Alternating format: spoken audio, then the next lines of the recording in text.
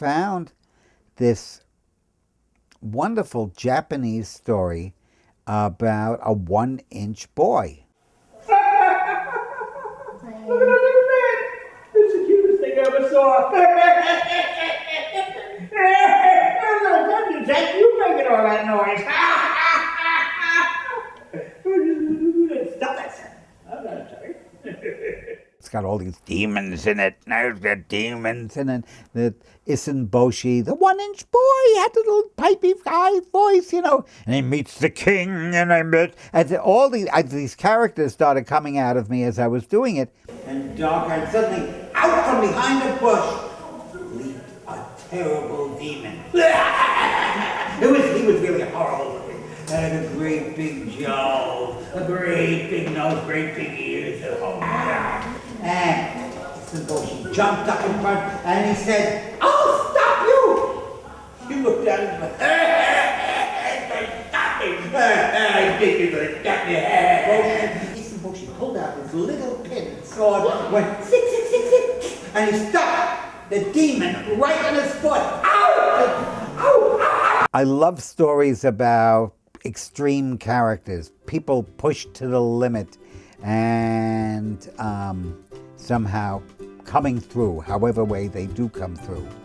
So he bopped and he bounced with his leaf-hopping might at that bright silver ball that hung in the night.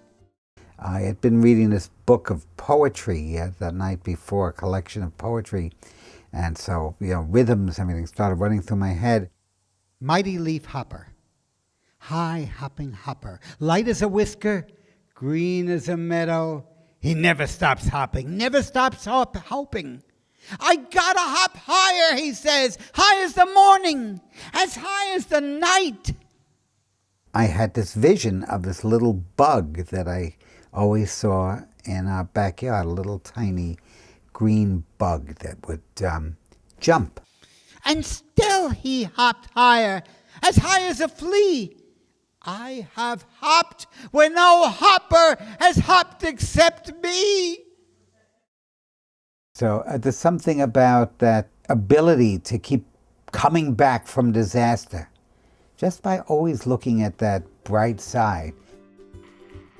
Faster than a speeding bullet, more powerful than a locomotive, able to leap tall buildings in a single bound. Is it a bird? Is it a plane? It's Superman! I mean, I loved the whole thing of Superman when I was about 6 years old.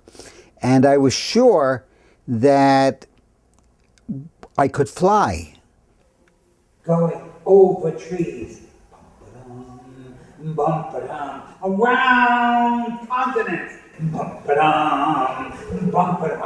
blue pajamas, and I tied the red tablecloth around my neck, and I stood on my bed, and I bounced up and down, and up and down, and then I flew right across the room.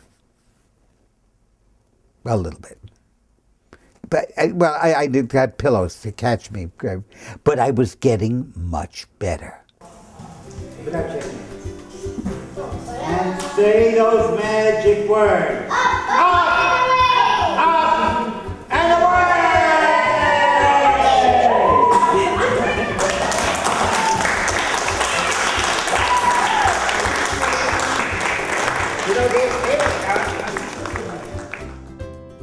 One of the things that happens in telling a story is that when you hear a story, you become the hero of that story.